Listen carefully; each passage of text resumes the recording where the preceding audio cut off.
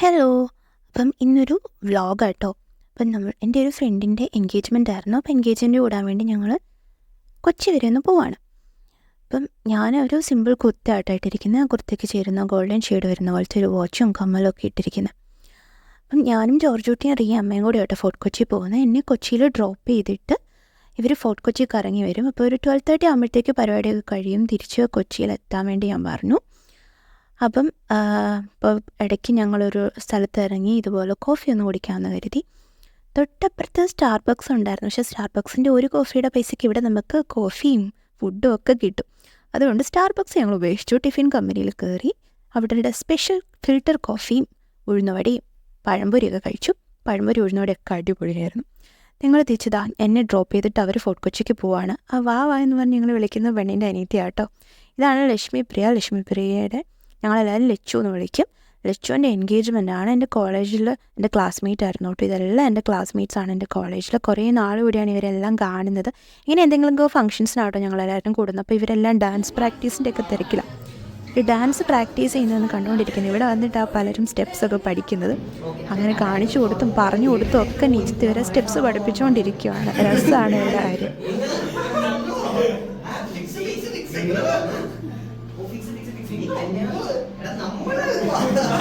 ഇതാട്ടോ ലച്ചു. അപ്പോൾ ലച്ചുവിൻ്റെ അനിയത്തിയാട്ടോ ഇടയ്ക്ക് കുട്ടിയാ. സോപാന സംഗീതത്തിൽ ഭയങ്കര അടിപൊളിയാണ് ലച്ചുവിൻ്റെ അനിയത്തി. അപ്പം പരിപാടിയൊക്കെ ഒന്ന് തീരുന്നതിന് മുന്നേ അവർ വന്നു. അപ്പം ഞാൻ വിചാരിച്ചു അവരെ വെയിറ്റ് ചെയ്യിപ്പിക്കേണ്ട, ഞാൻ പോവാം, എല്ലാവരോടും യാത്ര പറഞ്ഞ് ഞാൻ പോവാണ്. ഇതാണ് എൻ്റെ ക്ലാസ്മേറ്റ് ആട്ടോ ഡേവിഡ്. ജോർജുട്ടിയെ കണ്ടിട്ട് ടാറ്റ പറയാൻ വേണ്ടി വന്നതാട്ടോ ഇവൻ. അപ്പം ഞങ്ങൾ ഫോർട്ട് കൊച്ചിയിൽ നിന്ന് തിരിച്ച് ടൗണിലോട്ട് പോകണം. ആദ്യമേ തന്നെ ഞങ്ങൾക്ക് ഫുഡ് പലയിടത്തുനിന്നും കഴിക്കണം. അപ്പോൾ ഫുഡ് കഴിക്കാനുള്ള സ്ഥലമൊക്കെ ആലോചിച്ചുകൊണ്ടിരിക്കുകയാണ് ഞങ്ങൾ. പ്രത്യേകിച്ച് പ്ലാനൊന്നുമില്ല.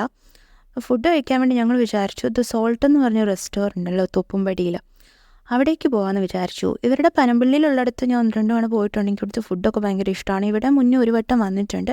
ഇവിടുത്തെ സ്പെഷ്യാലിറ്റി തോപ്പുംപടിയിൽ നമുക്ക് കാലിന് തീരത്തിരുന്നത് പോലെ ഫുഡ് കഴിക്കാം. ഇത് ഇൻസ്റ്റഗ്രാമിലൊക്കെ നമ്മൾക്ക് ഒരുപാട് കാണുന്നതാണ്. ഇവിടെ നല്ല തിരക്കാണ്. ഇവിടെ ഫുഡൊക്കെ ഇവിടുത്തെ നൈസാട്ടോ. ഞങ്ങളിങ്ങനെ മെനു ഒക്കെ നോക്കി. ഇവിടുത്തെ സ്പെഷ്യലായിട്ട് ഞങ്ങൾ കണ്ടത് ഒരു ഫാമിലി കെബാബ് കണ്ടു. ഫാമിലി കെബാബ് നമുക്ക് 4 പീസ് ഡിഫറെൻറ്റ് കെബാബ്സ് കിട്ടും. അപ്പം ഇതായിരുന്നു ഐറ്റം. അതിൻ്റെ കൂടെ റൊട്ടിയും സൈഡായിട്ട് മയോയും ഒക്കെ ഉണ്ടായിരുന്നു.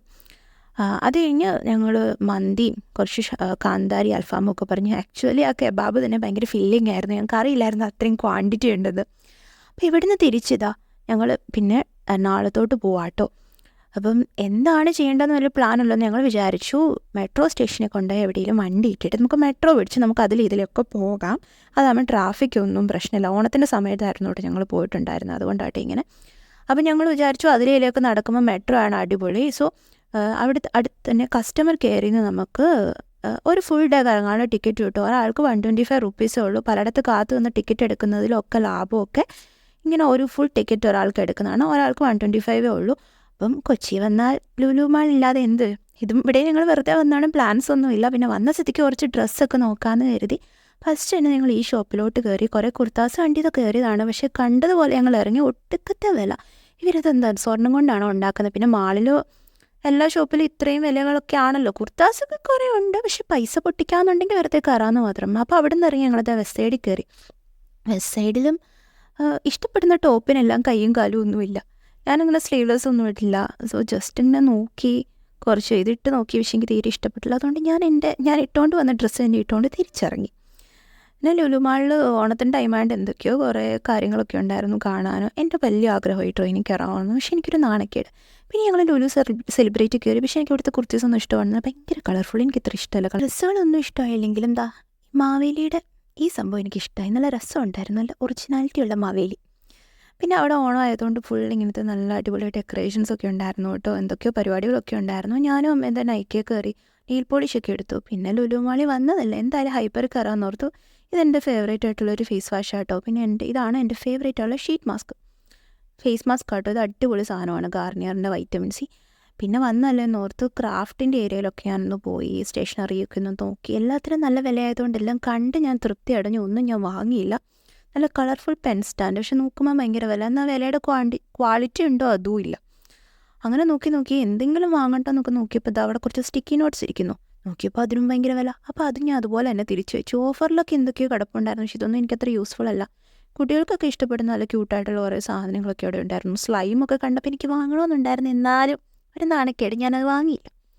പിന്നെ ഇതാ കുറേ കളേഴ്സൊക്കെ ഒന്നും ഞാൻ വാങ്ങിയില്ല കേട്ടോ, പക്ഷേ രസമുണ്ടായിരുന്നു കണ്ടുകൊണ്ട് നടക്കാൻ. അങ്ങനെ നടന്ന് മടുത്തപ്പം ഇവിടെ ഇങ്ങനെ കുറേ ഷേക്കൊക്കെ ഇങ്ങനെ കുപ്പിയിലാക്കി നമുക്ക് കിട്ടും കേട്ടോ, ഷേക്കുകളും ജ്യൂസുകളും ഒക്കെ.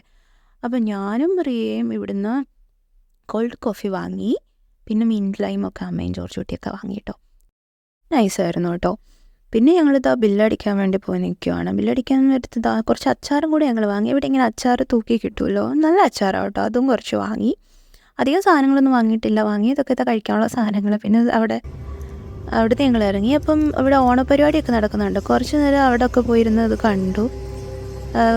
എനിക്ക് തോന്നുന്നു ഓണം സ്പെഷ്യലായിട്ട് ലുലുവിൻ്റെ തന്നെ ഓണപരിപാടികളായിരുന്നു കേട്ടോ ഇത്. കുറേ എന്തൊക്കെയോ പരിപാടികളൊക്കെ ഉണ്ടായിരുന്നു. പുലിക്കളി, മാവേലി വരുന്നു, തെയ്യം, അങ്ങനെ കുറച്ച് നേരം അവിടെ നിന്ന് കണ്ടു. നല്ല തിരക്കായിരുന്നു, ചുറ്റും ആൾക്കാരൊന്ന് കാണുന്നുണ്ടായിരുന്നു.